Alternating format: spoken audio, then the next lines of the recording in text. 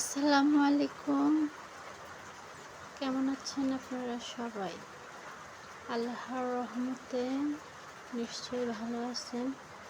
আলহামদুলিল্লাহ, আমিও ভালো আছি।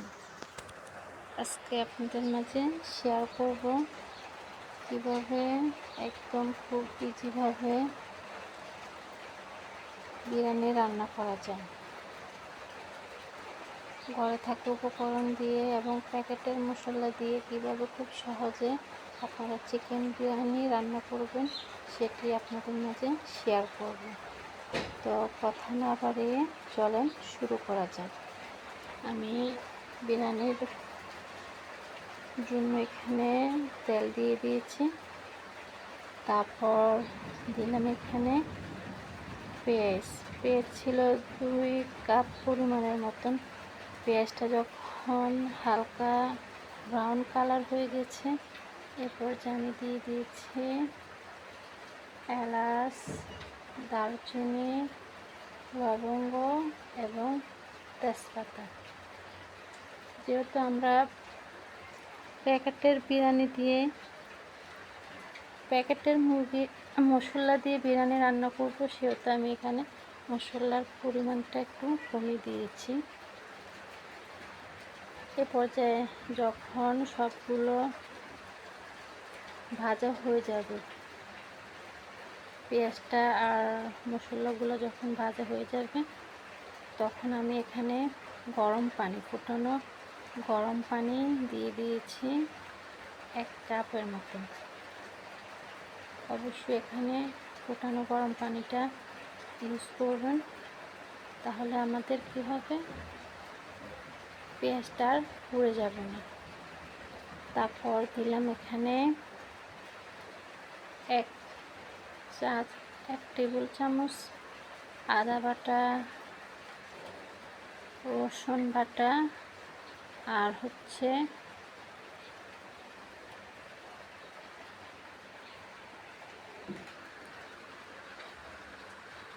আদা রসুনটাকেও ভেজে নিয়েছি তেলের মধ্যে।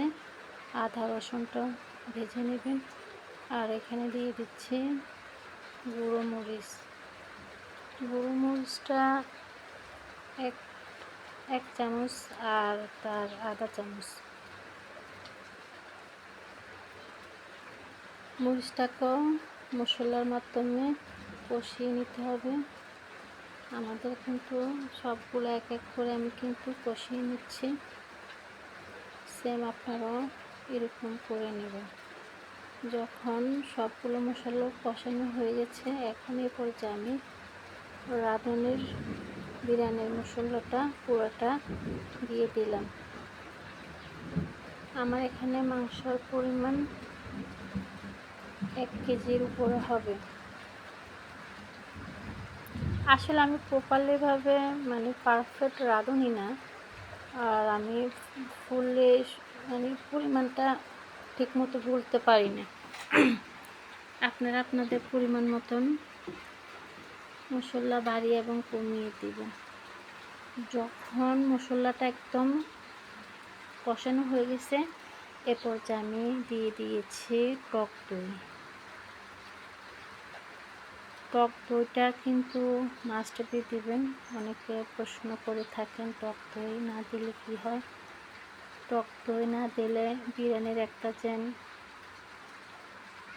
দারুণ একটা টেস্ট আসে, সেটা আসে না। আমি টক দইটা দিয়েও মশলাটাকে একদম ভালোভাবে কষিয়ে নিলাম। আপনারা নিশ্চয়ই দেখেছেন, আমি কিন্তু এখানে কোনো রকম পানি অ্যাড করিনি। শুধু 1 কাপের মতন গরম পানি দিয়েছি। এই 1 কাপের মতন গরম পানি দিয়ে আমি মশলাগুলোকে একদম ভালোভাবে কষিয়ে নিয়েছি। এ পর্যায়ে আমি দিয়ে দিয়েছি স্বাদ মতন লবণটা মশলা কষানোর যখন শেষ পর্যায়ে হয়ে যাবে, তখন দিতে হবে। এতে আমাদের মশলাটা একদম প্রপারলিভাবে কষানো হয়ে গেছে, দেখতেই পাচ্ছেন। এই পর্যায়ে আমি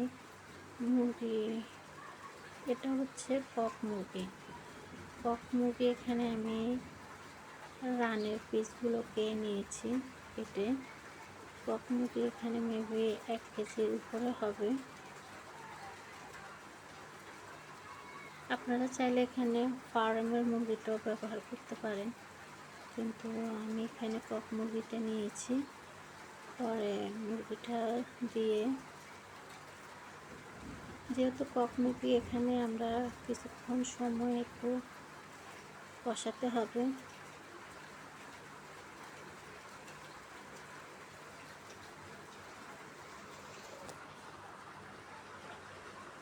আমার এই রান্না শুধু নতুনদের জন্য, আমার থেকেও বেটার রান্না আপনারা নিশ্চয়ই পারেন, কিন্তু যারা নতুন রান্না করতে পারে না তাদের জন্য আমার এই চেষ্টা।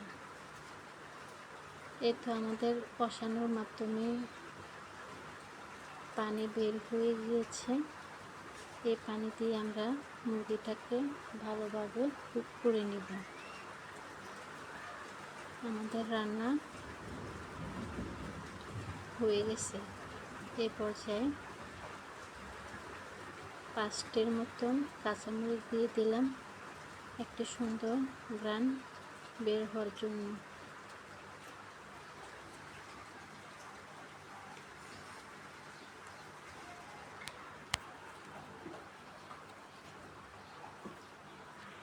এখন আমি বিরিয়ানির জন্য এখানে পাশে গরম পানি দিয়েছি। এই পর্যায়ে বিরিয়ানি রান্না করার জন্য পোলাওটা রান্না করে নেব। আর বিরিয়ানির রান্না পোলাও আপনি পারফেক্ট ঝরঝরা হওয়ার জন্য পোলাও চাল আপনি যে যতটুকু দিবেন তার দ্বিগুণ আপনি পানি ব্যবহার করবেন, তাহলে ইনশাল্লাহ একদম পোলাও হবে ঝরঝরা, বিরিয়ানিও হবে ঝরঝরা। আর এখানেও আমি পোলাওটা আগে রান্না করে নেব। এই জায়গায় আমি 2টি এলাচ, দারচিনি দিয়ে দিলাম, আর দিয়ে দিলাম শুকনো পেঁয়াজ কুচি। এগুলো যখন ভাজা হয়ে যাবে, আমি চালটাকে আগে অনেক সুন্দরভাবে ধুয়ে পানি ঝরিয়ে রেখেছি। এখন এ পর্যায়ে আমি চালটাকেও, পানি যেহেতু ঝরে গিয়েছে সেহেতু চালের গায়ে কিন্তু পানি নেই। আমি একদম ভালো ভেজে নিব।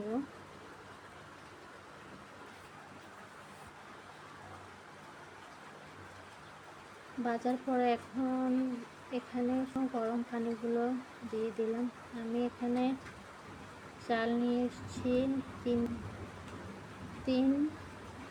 তিন পটের মতন। তো পানি এখানে অ্যাড করেছি 6। যেটা দিয়ে আপনি চাল মাপবেন সেম ওটা দিয়ে পানি মেপে গরম করতে দিবেন।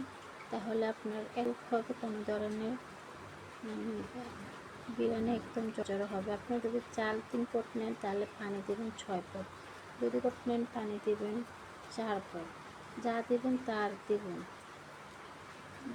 এখন পোলাওটা যখন বলক চলে আসবে, এই পর্যায়ে আমরা লবণ আর কিছুটা কাঁচামরিচ, তারপরে তো আমাদের পোলাও আধা সিদ্ধ হয়ে যাবে।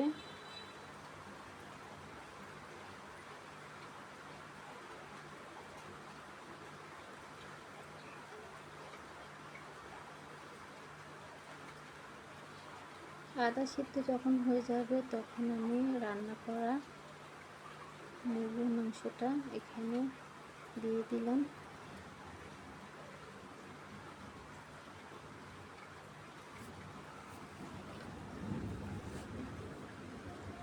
আমি এটা অনেক স্লো মোশনে ভিডিওটা করেছি, যেন যারা নতুন খুব সহজভাবে রান্নাটা দেখে শিখতে পারেন, সেজন্য তাড়াহুড়া করে আমি এই ভিডিওটি বানাইনি স্লো মোশনে। এ পর্যায়ে আমি ঘি দিয়ে দিয়েছি। ঘিটা যদি থাকে আপনাদের কাছে অবশ্যই ঘিটা দিবেন। ঘি দিলে বিরিয়ানির একটা দারুণ স্মেল বের হয়। আর আমি এখানে দিব টমেটো সস। টমেটো সসটাও অবশ্যই দেবেন। টমেটো সস যদি হাতের কাছে থাকে তাহলে দিতে পারেন, আর যদি না থাকে তাহলে না দিলেও চলে। এগুলো আসলে অপশনাল, এগুলো ছাড়াও কিন্তু বিরিয়ানি অনেক পারফেক্ট হয়। অনেকে অনেক মেডিসিন করেন, এতে আরও বিরিয়ানি খেতে মুখ নষ্ট হয়ে যায়, একটু খেলে আর খাওয়া যায় না। তো এসব হচ্ছে অপশনাল, খালি বিরিয়ানির মশলাটা যদি থাকে পারফেক্টলিভাবে আর ধুই এগুলো যদি থাকে তাহলে এগুলো দিয়েও কিন্তু বিরিয়ানিটা রান্না করলে আরও বেশি খাওয়া যায়। অনেকে অনেক কিছু বিরিয়ানিতে ব্যবহার করে, অনেক টেস্টও হয়, কিন্তু বেশি খাওয়া যায় না, একটু খেলে মারি আসে। তাই আমি সবসময় আপনার মাঝে শেয়ার করি ঘরোয়াভাবে রান্না।